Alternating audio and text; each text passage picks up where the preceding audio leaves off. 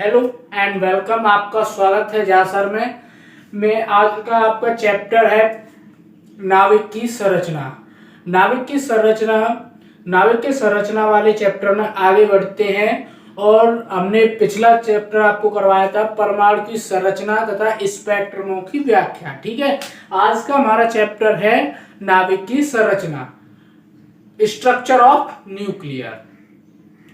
आप समझ गए होंगे जो आपका चैप्टर है उसमें आपका सबसे पहले आपका नाविक का आकार की बात आती है।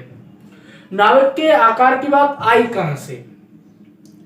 तो पहले आपने फर्स्ट ईयर में अगर फिजिक्स में या केमिस्ट्री में कुछ पढ़ा है तो फर्स्ट ईयर में आपकी एक अवधारणा है कि रदरफोर्ड ने अल्फा कण के प्रकीर्णन से परमाणु की संरचना ज्ञात करने के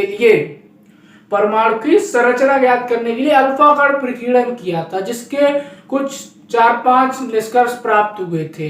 कोई अल्फा कण सीधे निकल गए, कोई टेढ़े होकर निकल गए, जिससे कि उन्होंने ये निष्कर्ष निकाला कि परमाणु का अधिकांश भाग खोखला है और इसका जो केंद्र है जहां पर इसका द्रव्यमान स्थित होता है वो एक सूक्ष्म स्थान पर केंद्रित होता है जिसे नाभिक कहते हैं। और उसी नाभिक के स्ट्रक्चर की बात हो रही है इस चैप्टर में। उन्होंने किसके संबंध में, परमाणु की संरचना के संबंध में उन्होंने ये अल्फा कण प्रकीर्णन किया था। अब हमारा जो चैप्टर है उसमें है नाभिक की संरचना। तो नाभिक की संरचना के बारे में हम बात करेंगे। तो नाभिक की संरचना चैप्टर डालते हैं आपका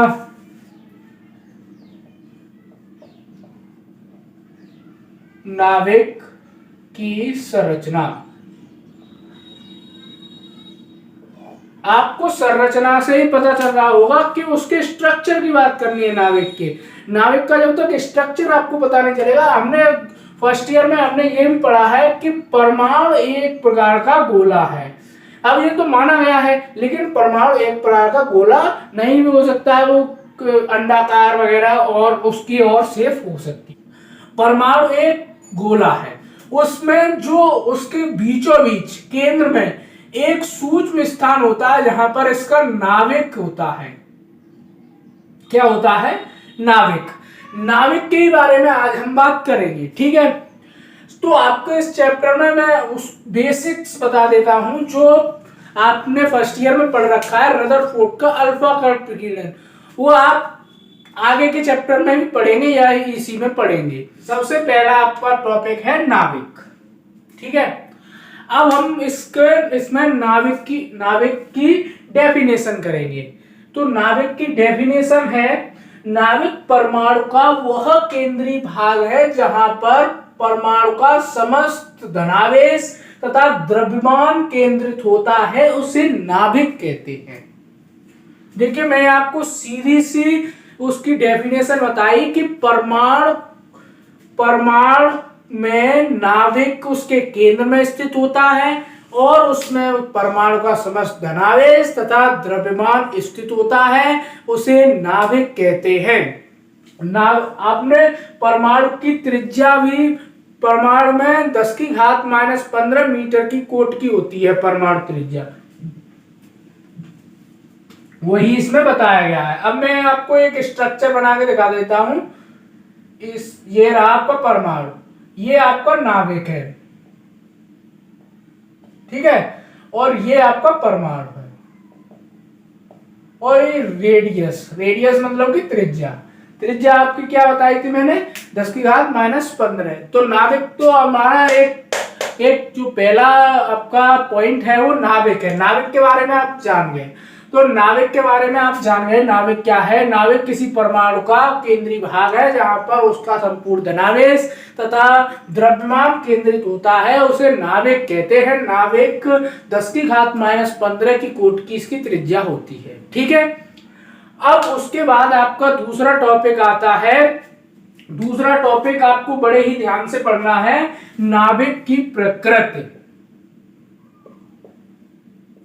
नाविक की प्रकृति सिंपल सी बात है, जब परमाणु का ये केंद्र वाला भाग है तो इसमें धनावेश ही होगा। तो प्रकृति तो आप देख सकते हैं, जो न्यूक्लियर की जो प्रकृति है वो धनावेशित होती है। धनावेशित ये पॉजिटिव चार्ज होता है। और इसके जो कक्षाएं होती हैं, आपने जो बोर का परमाणु मॉडल पढ़ रखा होगा 11th में, कि जो ये आपका केंद्र है, केंद्र जब ये इलेक्ट्रॉन प्रत्येक कक्षाओं में घूमते हैं तो इन्हें ये आकर्षित करता रहता है। नहीं तो ये इलेक्ट्रॉन यहाँ पर चक्कर लगा रहे हैं यहाँ पर, तो यहाँ से अगर बाहर भी तो जा सकते हैं, लेकिन जो इसके केंद्र के द्वारा इलेक्ट्रॉनों को खींचने का जो आपका बल है वो लगता है, जिससे क्या कारण ये बाहर नहीं निकल पाते हैं। इलेक्ट्रॉन अपनी कक्षाओं में चक्कर लगाते रहते हैं। तो मतलब सिंपल सी बात है कि नाभिक धनावेशित होता है। ठीक है, धनावेशित नाभिक होता है। आपकी जो हेडिंग थी नाभिक की प्रकृति, नाभिक कैसा है, हमने धनावेशित है। धनावेशित ही आपको दर्शाया गया है, परमाणु में धनावेशित नाभिक दर्शाया गया। नाभिक की प्रकृति धनावेशित होती है। अब जब रदरफोर्ड ने, मैंने आपको बताया था, रदरफोर्ड ने जो अल्फा कण प्रकीर्णन किया था उससे कुछ निष्कर्ष प्राप्त हुए थे। उसमें एक निष्कर्ष ये भी था कि उनके निष्कर्ष में ये पता चला था कि जो परमाणु का नाभिक होता है उसका जो शेप होता है, मतलब कि आकार होता है, वो गोलाकार होता है। और उन्होंने ये भी कहा था कि जो परमाणु है, परमाणु का जो द्रव्यमान संख्या है उसके अनुपाती होता है। तो आपका A प्रोपोर्शनल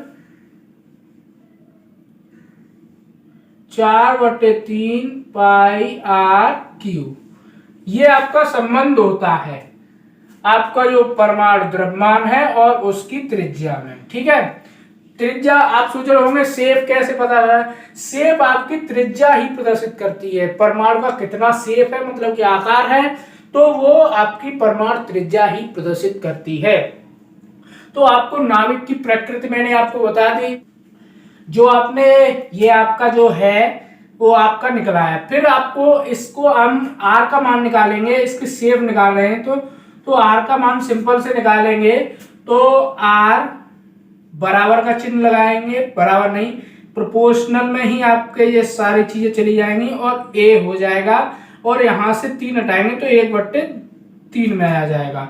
और R आपको निकालनी है तो R0 A 1/3, ये आपका फाइनल आपकी R निकालने के लिए फॉर्मूला आ गया। अब आप R0 यहाँ पर लिखेंगे। R0 एक नियतांक है। R0 जो है वो एक कांस्टेंट है, कांस्टेंट नियतांक है, तो इसका मान भी होगा। जो कांस्टेंट होते हैं उनके मान होते हैं तो 1.2 फर्मी होगा। कांस्टेंट का मान 1.2 फर्मी होगा। फर्मी की वैल्यू आपकी होती है 1.2 × 10⁻⁻15 मीटर। इसमें आप करके इसको सॉल्व कर सकते हैं, इसके आपको सवाल भी देखने को मिलेंगे। तो अब आपका नेक्स्ट टॉपिक उठाते हैं। अब आपका जो नाभिक की संरचना चैप्टर चला है उसमें आपका डेंजरसिटी। अभी मैंने बताया था नाभिक की प्रकृति, पहले नाभिक बताया था, फिर नाभिक की प्रकृति, फिर तीसरा आपका पॉइंट है नाभिक का घनत्व। घनत्व मतलब कि डेंजरसिटी। किसी भी चीज की डेंजरसिटी मैंने घनत्व आपको बता दे रहा हूं जो आप फर्स्ट ईयर में पढ़े होंगे या ना पढ़े हों। इस गोला है ऐसे, तो आप ऐसे इसमें मैंने ये पॉइंट किए।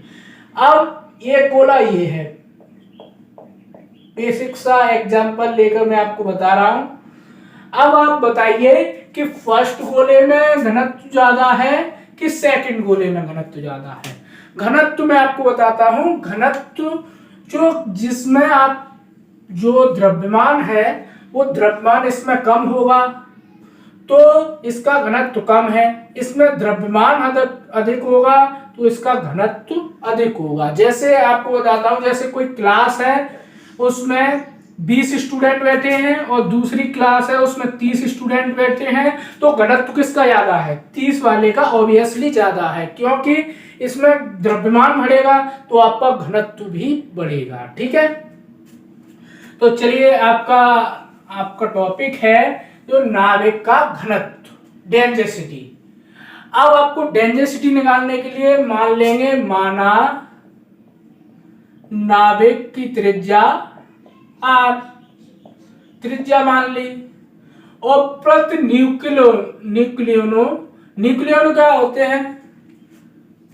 दैट्स राइट, ये भी एक क्वेश्चन है आपका, न्यूक्लियन क्या होते हैं?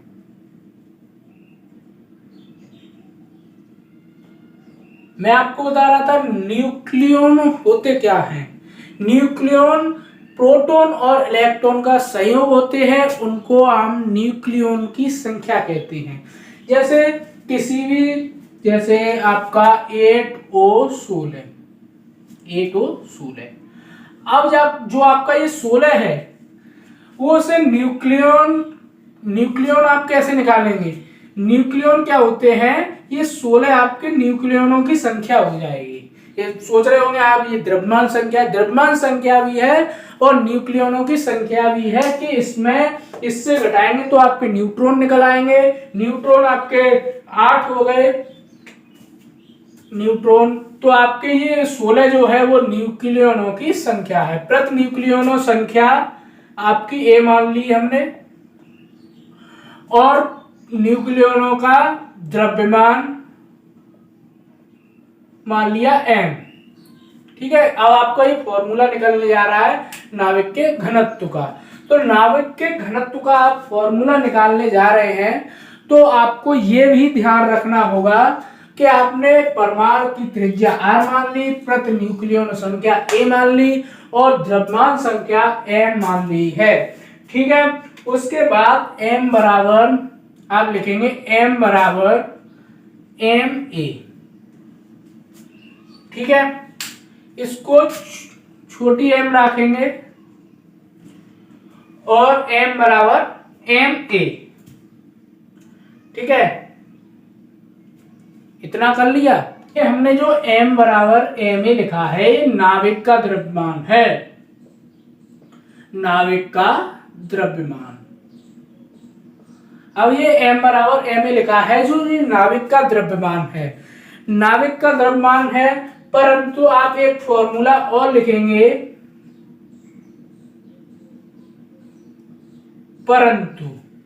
परंतु क्या है? जो आपकी जो वॉल्यूम होता है, आप इसमें वॉल्यूम निकालेंगे तो 4/3 पाई r क्यू निकलेगा। ठीक है, ये आप वॉल्यूम निकालना पड़ेगा क्योंकि हम नाविक का घनत्व ज्ञात करने जा रहे हैं। घनत्व में आयतन का बहुत ज्यादा होती है। यहाँ पर परंतु नहीं लिखेंगे, आपको v बराबर लिखना है। फिर आपको दोबारा से लिखना है परंतु क्या होता है? r बराबर r0 a पे 1/3। आपको ये तो मैंने अभी सॉल्व करवाया है, r बराबर r0 a 1/3। अब इसका मान इसमें पुट करेंगे तो v बराबर 4/3 पाई r0 का क्यूब a, 1/3 से 3 से कट जाएगा। ठीक है, और ये हमने पुट कर दी। अब आपने फर्स्ट ईयर में पढ़ा होगा रो बराबर द्रव्यमान बट्टे आयतन होता है।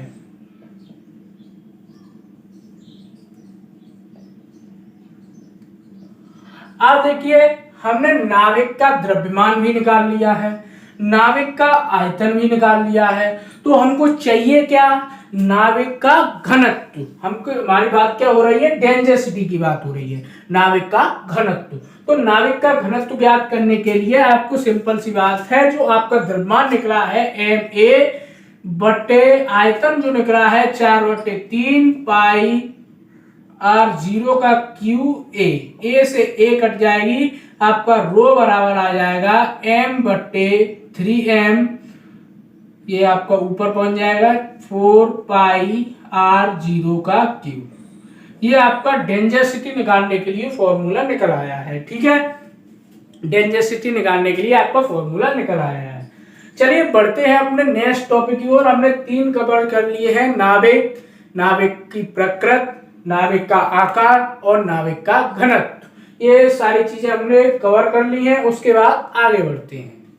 आपने जो घनत्व निकाल लिया है, घनत्व का आपका निकाल लिया गया है, जो परमाणु का घनत्व होता है वो 2.3 गुणा 10⁻17 किलोग्राम प्रति मीटर क्यूब होता है। ठीक है, इसका आयतन आपका द्रव्यमान में, जो द्रव्यमान किलोग्राम में मापा जाता है, आयतन मीटर क्यूब में मापा जाता है। ठीक है, आपको ये नोट पॉइंट में लिख लेना है। ठीक है, अब आपकी बात आती है, जो इसमें और आगे बढ़ते हैं तो आपकी आती है प्रोटॉन। इसमें आपका एक टॉपिक आता है प्रोटॉन की खोज। तो मैं आपको बिल्कुल शॉर्ट वे में आपको बताऊंगा कि प्रोटॉन के बारे में आपने फर्स्ट ईयर में पढ़ रखा है, तो आपको प्रोटॉन के बारे में थोड़ा ही पढ़ना है कि प्रोटॉन की खोज। तो प्रोटॉन की खोज रदरफोर्ड नाम के वैज्ञानिक ने की थी, सन 1919 में की थी। आपको बस इतना ही याद रखना है, क्योंकि ये आपका एमसीक्यू में पूछ सकता है।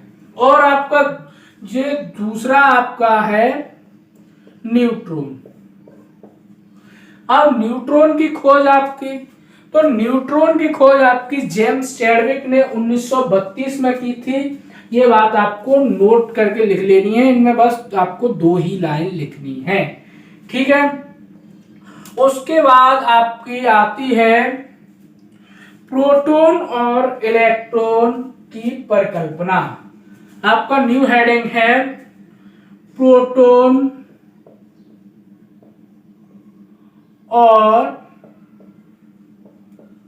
इलेक्ट्रॉन की परिकल्पना। अब बात आ रही है आपकी जो प्रोटॉन और इलेक्ट्रॉन की परिकल्पना के बारे में। प्रोटॉन और इलेक्ट्रॉन की परिकल्पना के परिकल्पना क्या की है, जो प्रोटॉन तथा और इलेक्ट्रॉन की परिकल्पना चल रही है। तो इसमें मैं आपको बताता हूं, प्रोटॉन पर आवेश धनावेश होता है, जो हाइड्रोजन के द्रव्यमान के बराबर होता है। ठीक है, और इलेक्ट्रॉन पर आपका ऋणावेश होता है, और इसका द्रव्यमान पर प्रोटॉन की तुलना में नगण्य होता है। और जो ये दोनों प्रोटॉन और इलेक्ट्रॉन मिलकर ही परमाणु के धनावेश तथा द्रव्यमान का निर्धारण करते हैं। मैंने आपको क्या बताया, प्रोटॉन तथा इलेक्ट्रॉन की परिकल्पना। आप मेरे साथ एक बार रिपीट करेंगे। प्रोटॉन धनावेशित कण है, जिस पर हाइड्रोजन के तुलना मतलब कि बराबर ही धनावेश होता है, और इलेक्ट्रॉन पर ऋणावेश होता है, और इसका द्रव्यमान प्रोटॉन की तुलना में नगण्य होता है इसका द्रव्यमान। ये दोनों तत्व ही संयुक्त रूप से मिलकर परमाणु के धनावेश तथा द्रव्यमान का निर्धारण करते हैं। ठीक है, ये प्रोटॉन और इलेक्ट्रॉन की परिकल्पना है। अब इसमें क्या दोष पाए जाते हैं, इसमें थोड़ा मैं इरेज कर देता हूं। इसमें क्या दोष पाए जाते हैं, अब आपका है इसमें दोष क्या है प्रोटॉन और इलेक्ट्रॉन की परिकल्पना में। आपके दोष मैं आपको बताता हूं, उसमें कुछ दोष है। दोष क्या है कि अभी आपने पिछले अध्याय में पढ़ चुके हैं कि ये परमाणु होता है, ये परमाणु का केंद्र है, इसकी ये कक्षाएं हैं, इनमें इलेक्ट्रॉन चक्कर लगाते हैं, और ये परिकल्पना कहती है कि ये दोनों संयुक्त रूप से रहते हैं। तो इसके दोष पहला है आपका कि जो प्रोटॉन नाभिक की जो त्रिज्या होती है 10⁻⁻15 मीटर, मैंने आपको बताई थी 10⁻⁻15 मीटर की होती है। तो इतने सूक्ष्म भाग में इलेक्ट्रॉन कैसे रह सकते हैं, और इनकी इतने छोटे सूक्ष्म भाग में रहेंगे तो अब इनकी ऊर्जा 100 MeV होनी चाहिए। लेकिन रेडियो एक्टिव पदार्थ जो होते हैं उनमें आपके बीटा कणों की जो पावर है वो 4 MeV में मापी गई। ठीक है, इससे ये सिद्ध होता है कि जो नाविक है उसमें इलेक्ट्रॉन उपस्थित नहीं होते हैं। और दूसरा कारण आपका ये है, दोष मैं आपको दो ही बताऊंगा। पहला दोष तो मैंने आपको बता दिया कि ऊर्जा में अंतर पाया जाता है और इतने छोटे भाग में नहीं रह सकते। और आपका जो दूसरा पॉइंट है वो ये है कि परमाणु, जैसे कोई परमाणु है, जैसे ये परमाणु है, ये परमाणु है, ये परमाणु में जब इसके नाविक में इलेक्ट्रॉन रहते हैं तो नाविक का चुंबकीय आघूर्ण इलेक्ट्रॉन के चुंबकीय आघूर्ण के बराबर होना चाहिए, लेकिन ये तो चुंबकीय आघूर्ण के बराबर ही नहीं होता, ये 1/1000वां भाग होता है इलेक्ट्रॉन का चुंबकीय आघूर्ण। इससे भी सिद्ध होता है कि जो परमाणु है, परमाणु के नाविक में इलेक्ट्रॉन नहीं रह सकते हैं। इसके दोष मैंने आपको दो बताए, प्रोटॉन तथा इलेक्ट्रॉन की परिकल्पना जो दी थी उसमें आपके दो दोष मैंने आपको बताए। वैसे तो इसमें दोष और भी हैं, लेकिन आपको दो ही इंपोर्टेंट थे, इस कारण मैंने आपको दो ही बताए। चलिए बढ़ते हैं अपना नेक्स्ट टॉपिक की ओर। ये हमने आपके जो टॉपिक्स थे इनको क्लियर किया। चलिए बढ़ते हैं नेक्स्ट टॉपिक की ओर। जो नाविक का वर्गीकरण है, आपका जो लास्ट टॉपिक है इस चैप्टर का, नाविक का वर्गीकरण। अब नाविक का वर्गीकरण ये बहुत ही इंटरेस्टिंग टॉपिक है और इसमें से आपका जरूर ही एग्जाम में आएगा। नाविक का वर्गीकरण 3 पार्टों में हुआ है। 3 पार्ट कौन से हैं? समस्थानिक, समभारिक, समन्यूट्रॉनिक।